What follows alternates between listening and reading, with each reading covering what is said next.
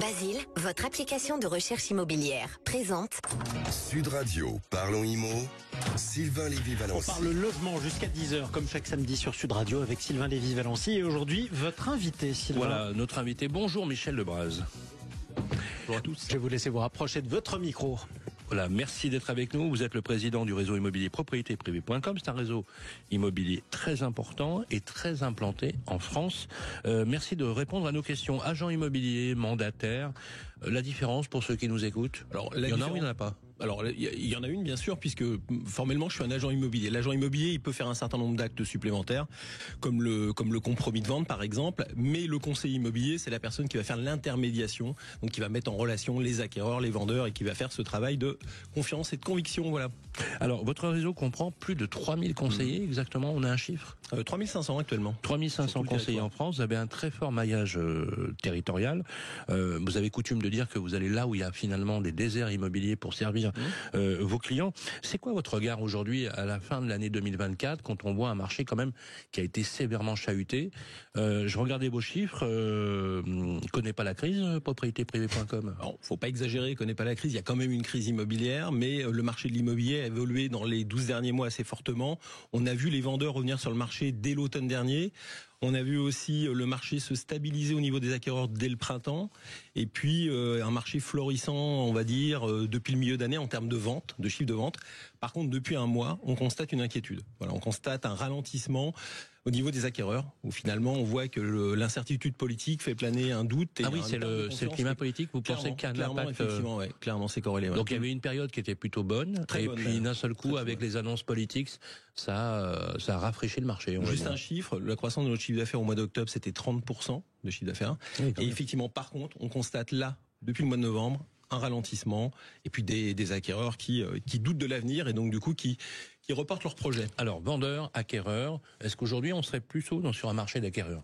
Oui, on est revenu à un marché... Concrètement, est-ce que les prix baissent et est-ce qu'on peut négocier? Alors, on est revenu à un marché classique, le marché classique de l'immobilier, où finalement c'est l'acquéreur qui va faire son choix. C'était pendant la période post-Covid, finalement on avait perdu cette habitude. C'est le vendeur qui proposait et qui imposait le marché, on va dire. Et là maintenant on est revenu à un marché classique. Mais par contre on ne constate pas une grosse baisse des prix. On va dire en moyenne 5%.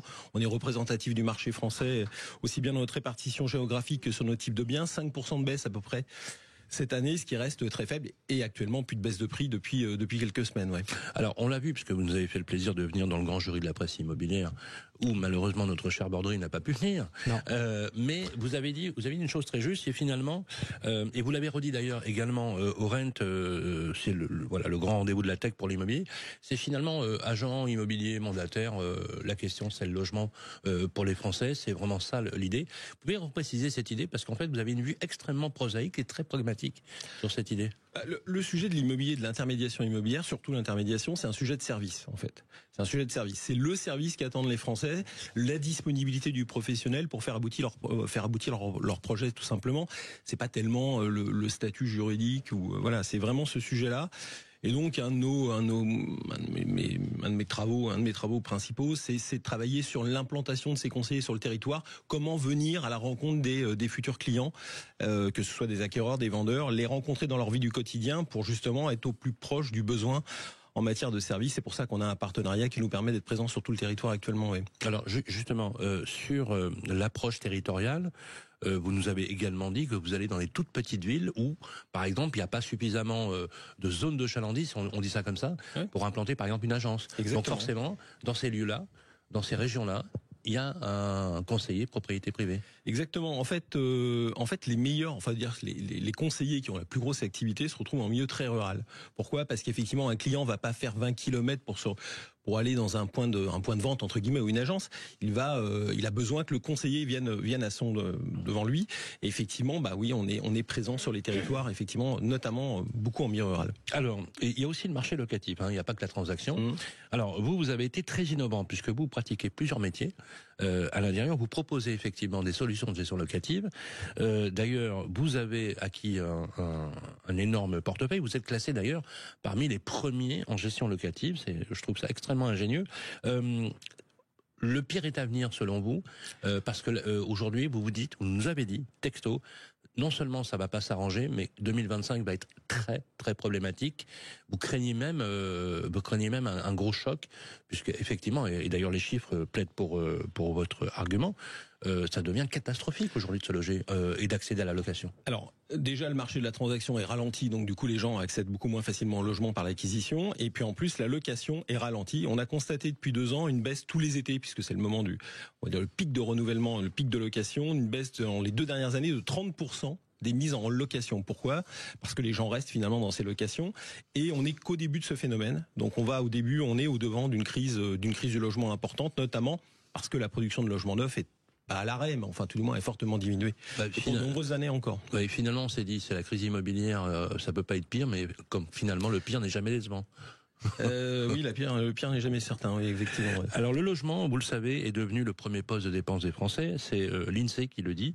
La dépense contrainte, vous savez, la dépense que l'on consacre au logement, elle est passée de 18 à 26% en quasiment 2 ans, loin devant l'alimentation à 17% et les transports à 14%. Est-ce que, justement, indépendamment de ces chiffres-là, le métier de professionnel de l'immobilier, de l'intermédiation a évolué également ? Il a évolué. En fait, il faut toujours cette notion de service et d'accompagnement. En fait, on voit que l'enjeu est extrêmement important. C'est le premier enjeu pour les personnes. C'est le logement. Donc, effectivement, il faut être auprès des clients. Il faut être en permanence à leur proposer des solutions, les accompagner sur le financement, les accompagner sur les solutions de rénovation énergétique et voilà, et les suivre. On va dire du début de leur projet jusqu'à la concrétisation, parce que c'est à la fois complexe et en même temps stressant, extrêmement stressant pour les clients. Donc voilà, c'est se renforcer sur le service. C'est tout notre objectif. Mais d'ailleurs, dans la catégorie des stress, le stress d'accès au logement, c'est le deuxième, effectivement, après les problématiques de revenus et de pouvoir d'achat. Le pouvoir d'achat, ça vous travaille beaucoup, puisque vous avez une politique d'intermédiation dans laquelle vous dites finalement, l'idée c'est pas de prendre des honoraires massifs, mais vraiment de servir vos clients. C'est quoi l'avenir pour un agent immobilier, pour un mandataire immobilier ? C'est quoi ? C'est intégrer des nouveaux services ? C'est comment accompagner ses clients ? Et vous avez une particularité également, c'est les outils technologiques que vous mettez en œuvre justement pour acquérir plus de productivité. Oui, c'est un peu tout ça, c'est-à-dire que ces outils, notamment, y a tout un milieu de la tech dans l'immobilier, doivent être au service du client. En fait, c'est ça. Faut pas oublier, notamment, on le retrouve dans cette période. Je le répète, c'est vraiment l'accompagnement qui va compter. Les outils doivent être au service de cet accompagnement, de la mise en avant des biens, et puis effectivement de la facilité pour l'acquéreur à trouver à la fois son bien, son financement, et à compléter son projet pour aller au bout, quoi. On a un atterrissage 2024 qui va être aux alentours d'un peu moins de 730 000 transactions, entre 730 et 750 000, versus 1,2 million dans les années absolument incroyables. Pronostic pour vous sur le premier semestre 2025 ? Avec le recul que vous avez, comment vous voyez les choses, indépendamment du fait que vous nous avez prévenu sur cette crise de la location qui va être majeure, c'est quoi l'analyse de propriétéprivée.com ? Sur la transaction, je vous aurais dit, il y a encore quelques semaines, je vous aurais dit un marché qui va s'améliorer de 15 à 20% l'année prochaine. Maintenant, effectivement, avec la période qu'on est en train de traverser, les incertitudes politiques, il y a un gros doute qui plane, là, depuis quelques jours, sur ce marché de l'immobilier pour 2025. À suivre avec beaucoup de vigilance. On peut retrouver d'ailleurs sur Internet très facilement propriétéprivée.com. Merci Michel Levrat. Je rappelle que vous en êtes le président. Et puis on vous retrouvera avec plaisir une prochaine fois sur Sud Radio. Je rappelle que cet entretien est à réécouter en podcast sur sudradio.fr.